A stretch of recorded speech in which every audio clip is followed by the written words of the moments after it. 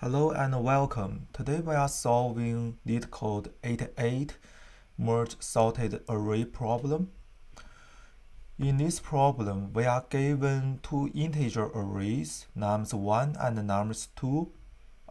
These arrays are already sorted. We are also given two integers, m and n, representing the number of elements in nums1 and nums2. For example, in this array, we only have three numbers in nums1, so m is 3. And we have three elements in nums2, so n is 3. And these zeros are just empty elements. They are not counted as numbers, not elements in numbers1 array. So our goal is to merge nums1 and nums2 into one single array, sorted array. And also, we know that nums1 already has a length of m plus n, which means that we have enough space in array nums1 to put all the elements from nums2 into nums1. So these, for example, if we have 4 elements in nums2, like 2, 5, 6, 7, then we will have one more empty element in nums1, so we'll have 4 zeros here. So we don't need to worry about the spaces in nums1 array. In addition, it says that the final sorted array should not be returned by the function, but instead it should be stored inside the array nums1. So this means that we cannot return the array nums1 at the end of the function. Instead, we should have a reference of nums1 array and change the elements of nums1 array in place. Since the goal is to sort the array, so in PHP we already have a built-in function called sort. And for example, when we have a nums1 array and nums2 array, we can simply append the elements of nums2 to the end of nums1. We only need one for loop to do that. And then we can use the PHP sort function to sort this nums1 array for you directly. Here is the code.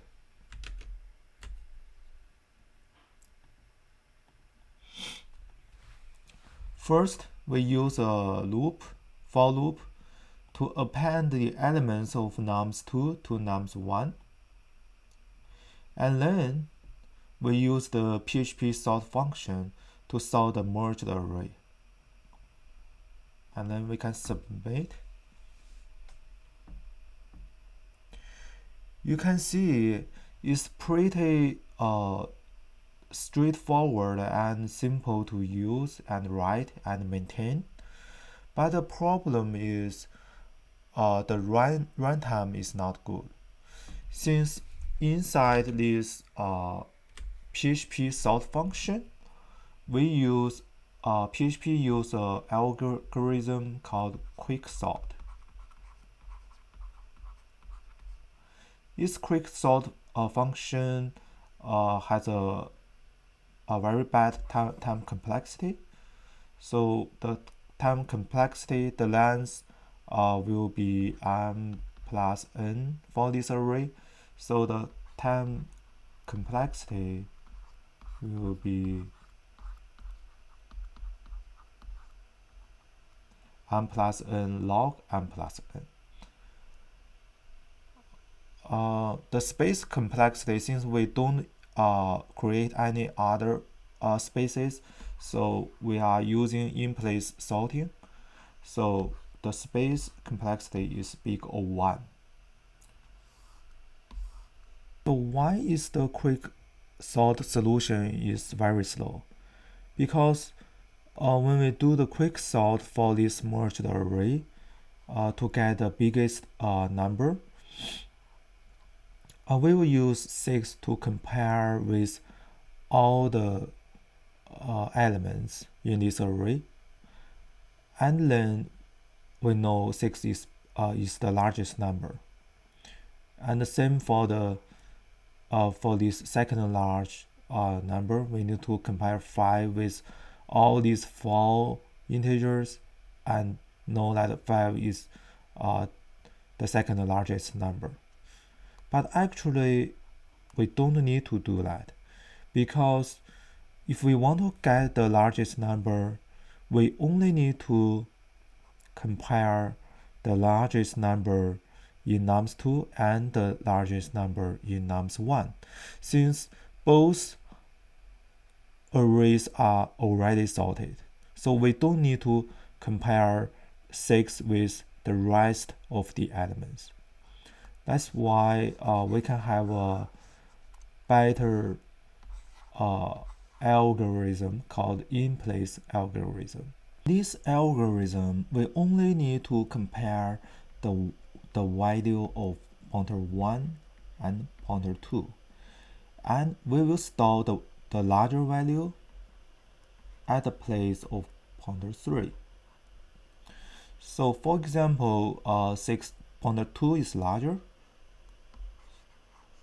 so we store 6 in place, and then we move pointer 3 and pointer 2. And pointer 2 is larger again, so we store the larger value, and then move pointer 3 and pointer 2. And then pointer 1 is larger, so we store the larger value 3 and move pointer 1 and pointer 3.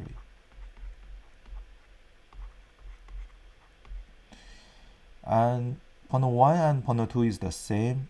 We think we move pointer 2 in this case. So the value of pointer 2 and move pointer 3 and pointer 2. Now pointer 2 is out of boundary, we can stop. Since the rest of nums1 is already sorted, we don't need to sort it again.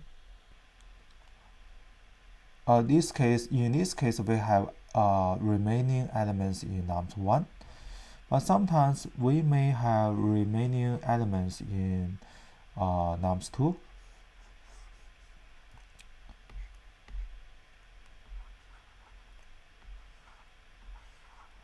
For example, we compare pointer 1, pointer 3, and pointer 2.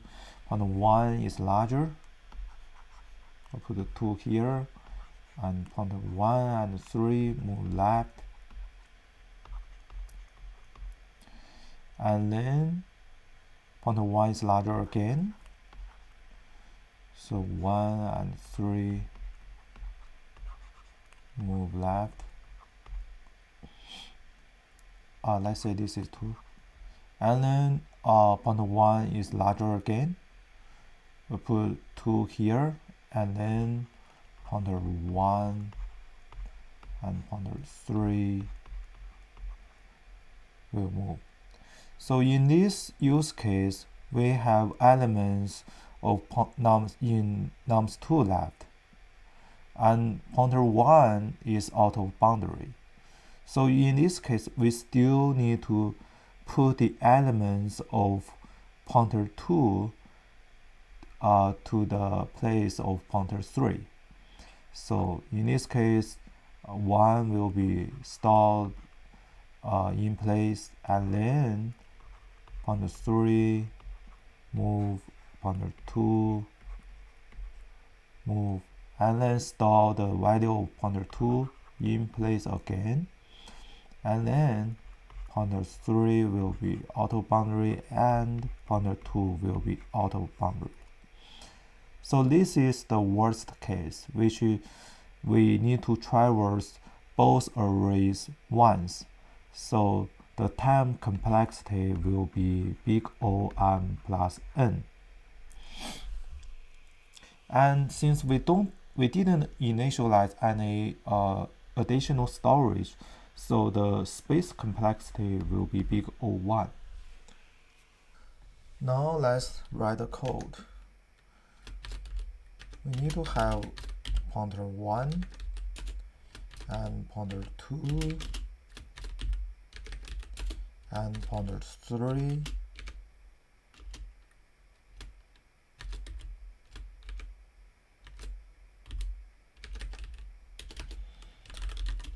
and while there's an element in nums2, we can keep sorting the arrays.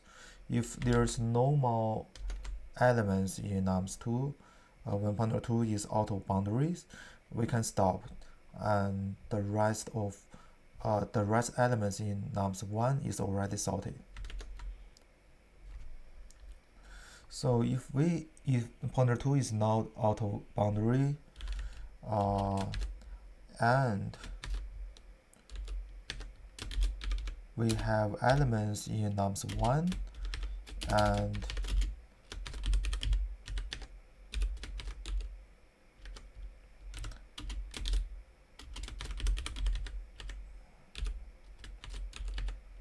nums1's value is larger than nums2's value, then we can store the larger value at the place of pointer 3. And after that, we need to move both pointers left. So